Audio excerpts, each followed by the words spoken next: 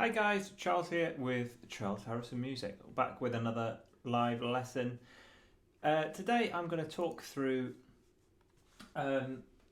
two of the videos that I've done relatively recently, which people have been interested in. One was I did a harmonic analysis of Someday My Prince Will Come, and the other was a triads video that I did.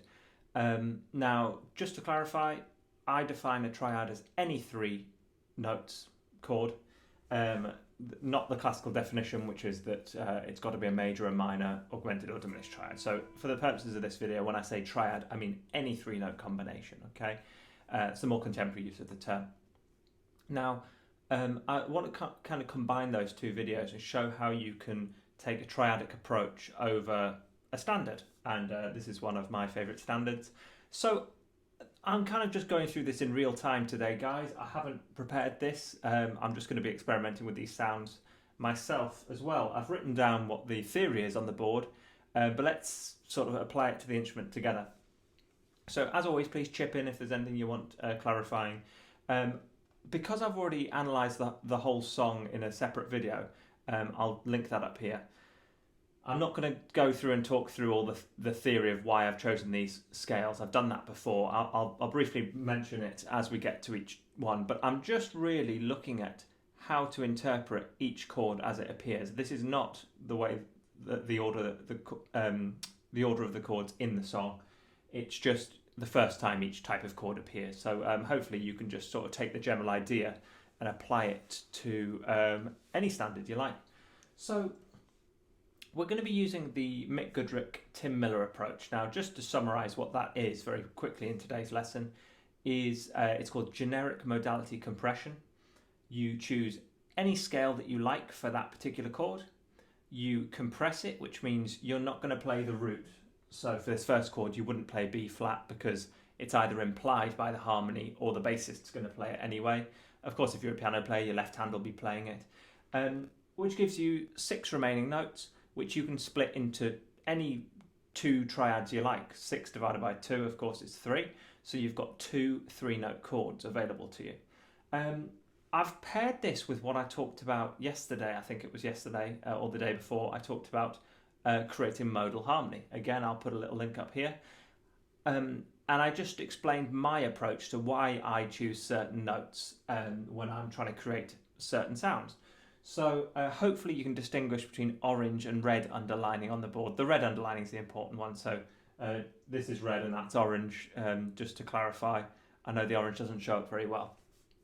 So I've split these scales into 2 triads, just the ones based on my theory from yesterday. I don't even know if these are physically possible on the guitar yet, so let's try these out together. So without further ado, let's dive into it. So my first chord is a B flat major 7. Now, I'm using the B flat major scale, which makes sense, but I'm not going to be using the note B flat. That gives me C, D, E flat, F, G, and A. I explained yesterday why I think D, G, and A are the best notes, the most flavourful notes in the major scale. So let's see how that would sound. B flat. I'm going to keep playing the bass note at the bottom because I've got spare fingers, so I can do that. Gives you the context. Here's the triad though. Okay, so that's some. That's just the very first note. Some. Okay, so we then can move to our next chord, which is D7 sharp 5. Okay, D7 sharp 5. Now I've chosen G melodic minor for this one. I talked in my video indicator chords. Yes, yesterday I did indicator chords and the day before I did modal harmony. Indicator chords, I talked about a 7 sharp 5 or an augmented chord and how it can be drawn from several different scales. I've chosen the melodic minor for today, so I've chosen G melodic minor, but of course I'm not going to use the note D. So the notes that I think are going to sound nice as a group are F sharp, A, and B flat. Now, because I'm calling this G melodic minor, I'm saying B flat instead of A sharp, okay? But obviously that's the incorrect spelling for the chord. But I'm sure you'll all appreciate why I'm doing that. So let's have F sharp, A, and B flat. That's a nice voicing, or here. There we go. So what I've got so far is this. Okay,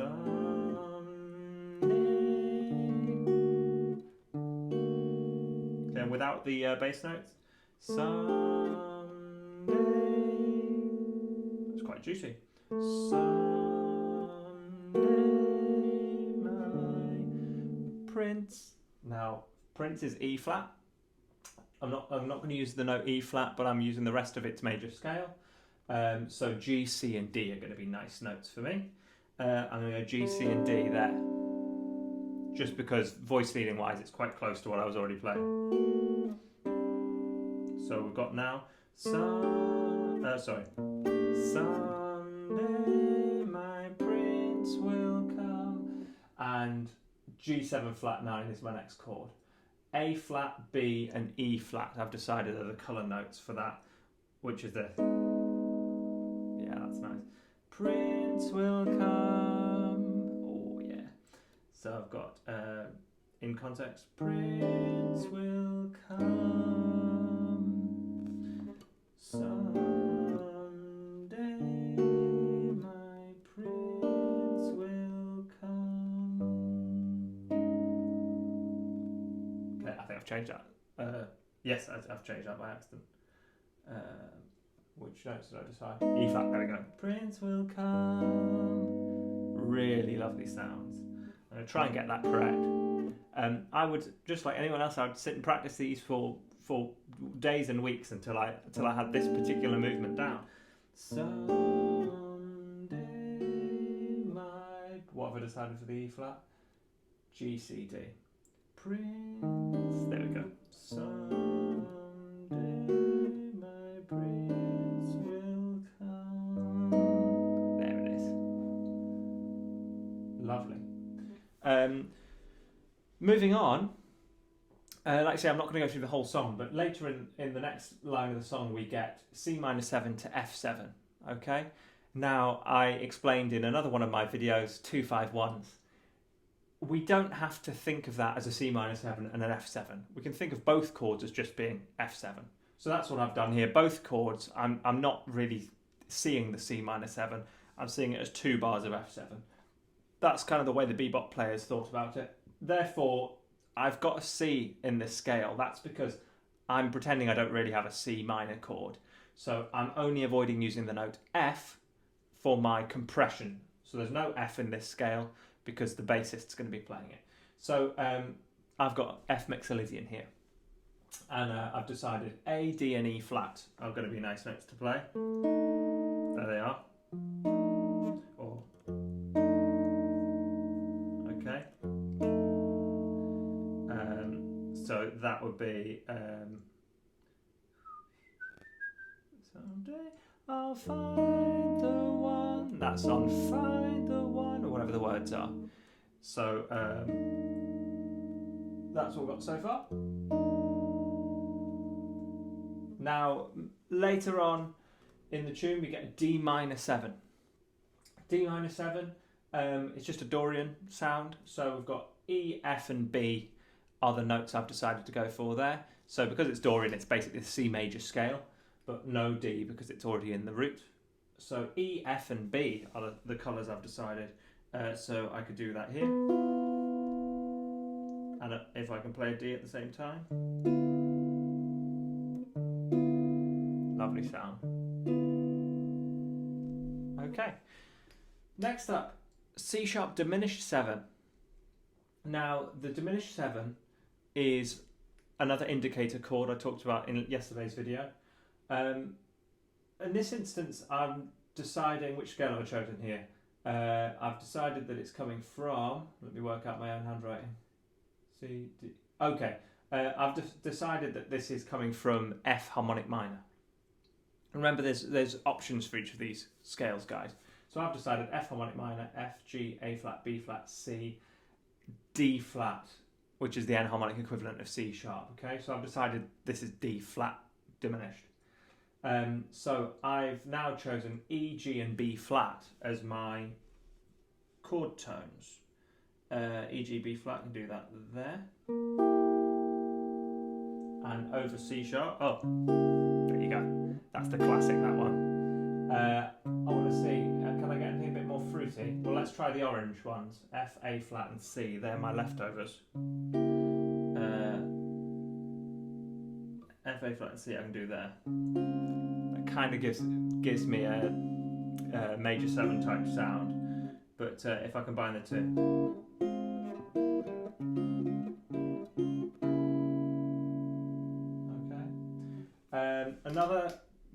Another 2-5-1 later, where I'm going to ignore the minor chord. Okay, this is when you get F minor 7 to B flat 7.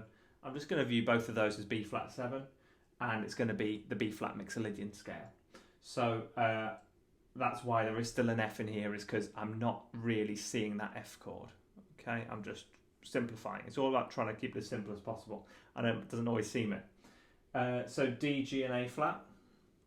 Where can I get those? I can get those here. Yeah. Over a B flat.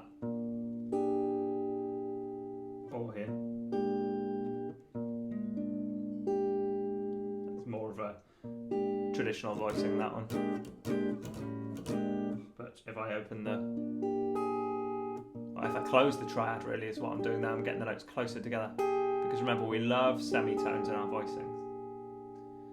And finally, E diminished 7. Now this one, I've brought I've chosen the diminished scale so that we've got a difference here, what we're doing, because that was diminished and this is diminished. So that one came from the harmonic minor. This one I've decided to bring use the diminished scale. So I've gone for A, B flat and D flat. So this is E diminished. Now the problem with the diminished scale, it's not really a problem, is that it's an 8-note scale anyway.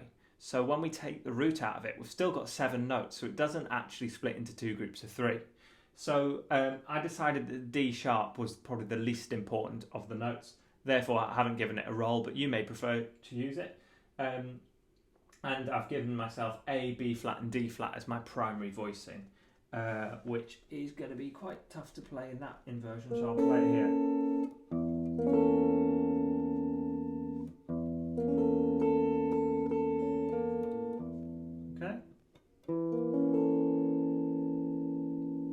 E diminished sound.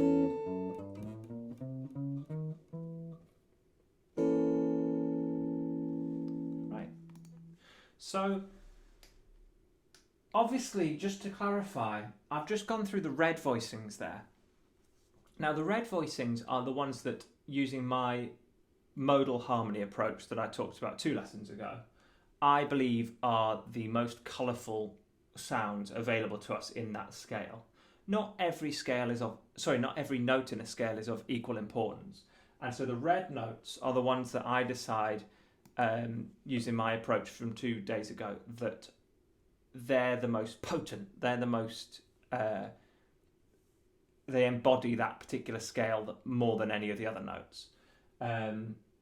Just to give you an obvious example of that, every scale has a root. So just playing a root doesn't give you any indicator of what type of scale it is. However, most scales also have a perfect fifth. So most scales fit into that. It's not very exciting. Neither of those notes is particularly evocative. However, if a scale had a flat 5 instead, then that would be worth playing, because that really highlights it as different from most other scales. Of course, we can't modify a root, but if you could modify a root, and one scale had a modified root, then of course that would be a very interesting sound.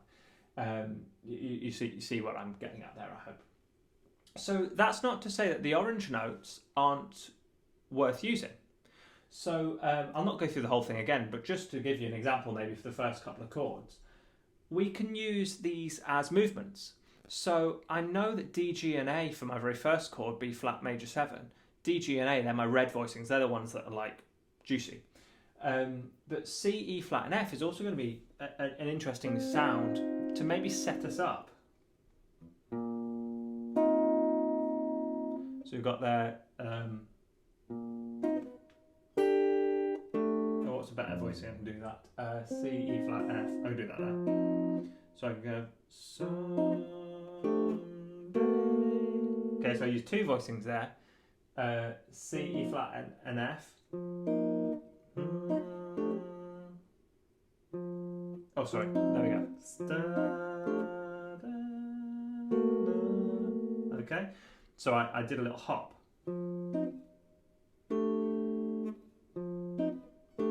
Now there's probably a better voicing around here. Yeah, there it is. Da, da.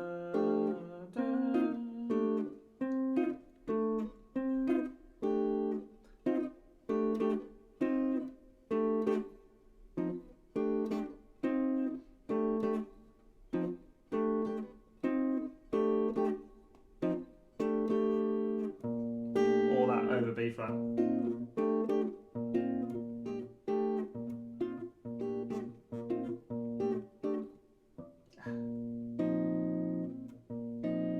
What's a better way to play this second voicing? D, G, A. Where else can I get that?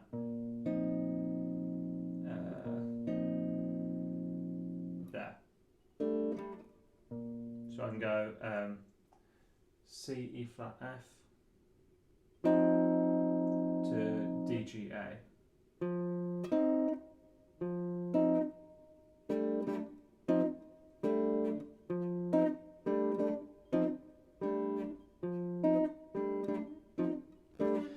Now, as always, guys, like I've explained, you know, I'm showing you things in real time here. This is me just working these out from scratch.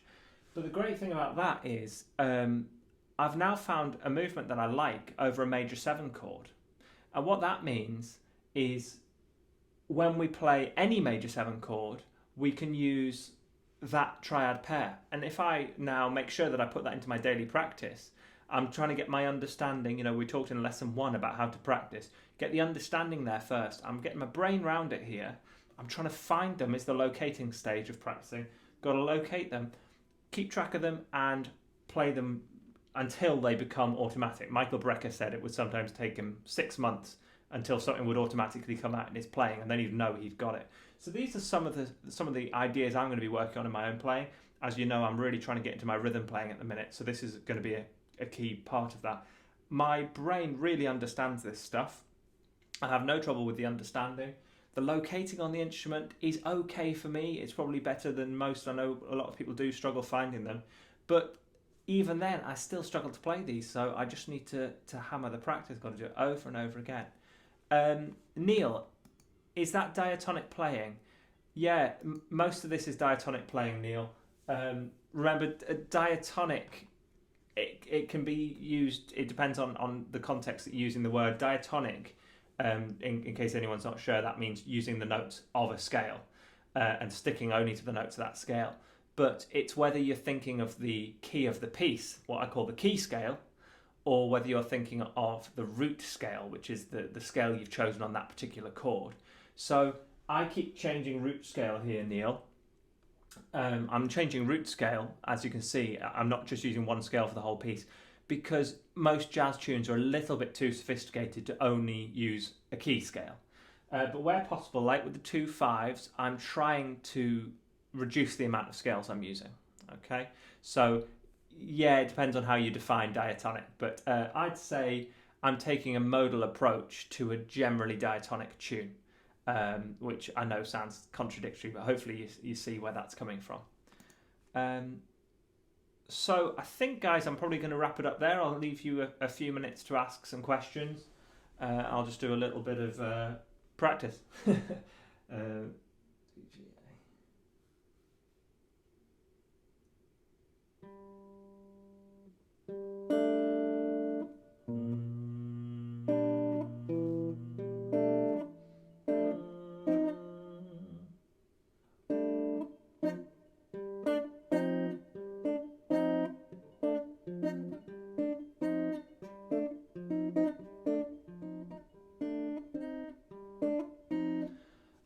Diatonically across each chord.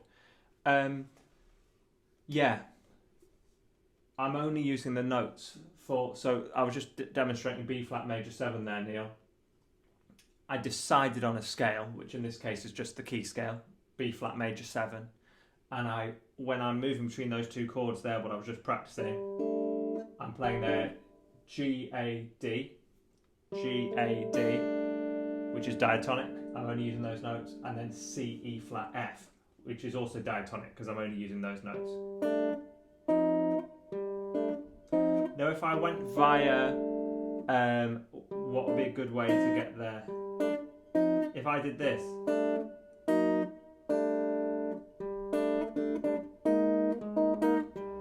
This kind of modal vamp. I'm just moving chromatically there. Well, I'm taking one shape and just sliding it around, but because I'm trying to stick to these diatonic notes,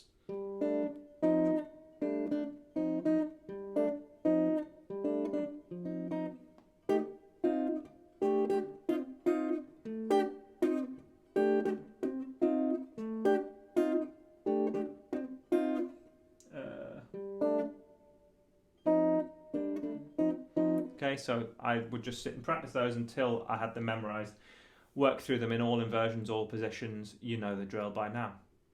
Does that answer your question, Neil?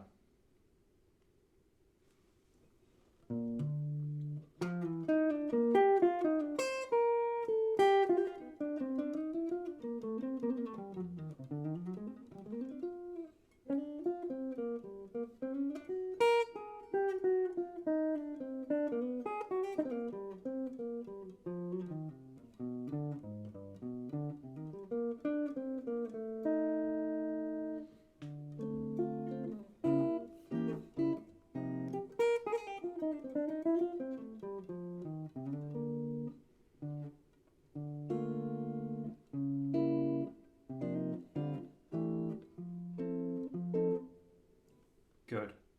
Yeah. Sorry if feel free to clarify the question, Neil, if there's anything else you'd like me to add to that. But yes, just to summarise that, was wondering if I understood what diatonic was. Okay. Yeah. So diatonic is, let's say a piece of music was written in the key of C major. That means no sharps or flats.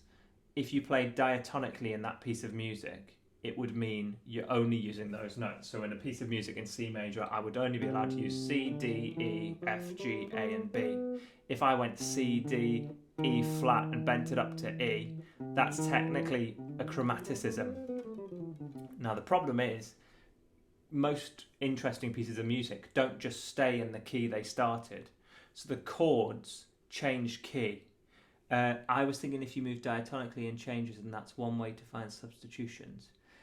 Yeah, I don't think you're quite using the word diatonic in quite the right way, Neil. I was thinking if you move diatonically in changes, then that's one way to find substitutions.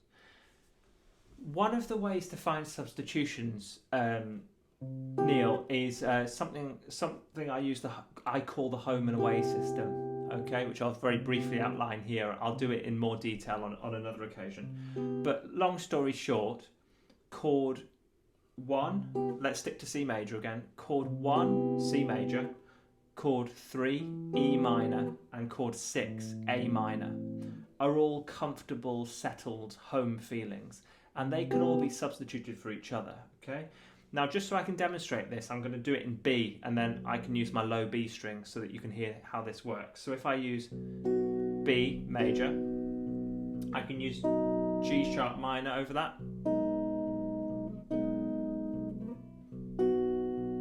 And I can use D sharp minor.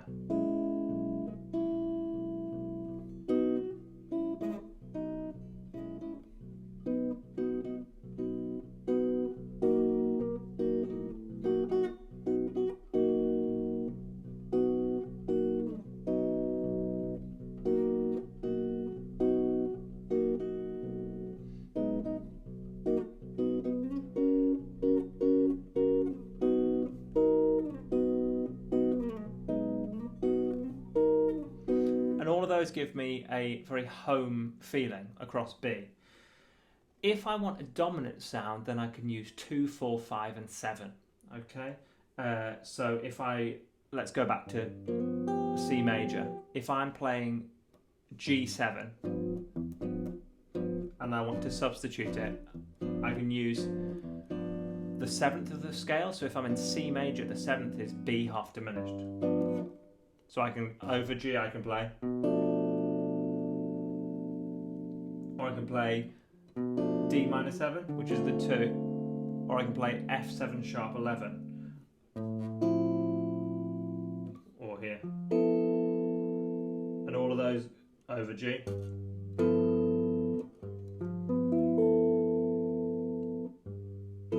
Lovely sound, that one. D minor 7 over G.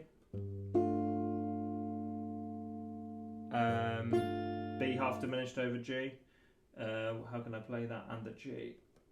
Kind of can't quite reach that one. There we go. Okay. Yeah, but diatonic means you've chosen a scale and you only stick to those notes. We don't like to play too diatonically in jazz. We like to play with chromaticism. Okay. Right, well, I think that's everything covered there. I'll look forward to seeing you all in the next one tomorrow. As always, leave comments below this video and we'll discuss those in future ones. I'll just wait for the stream to finish here because I always chop the end off the videos. And see you in the next one. Cheers. Thank you.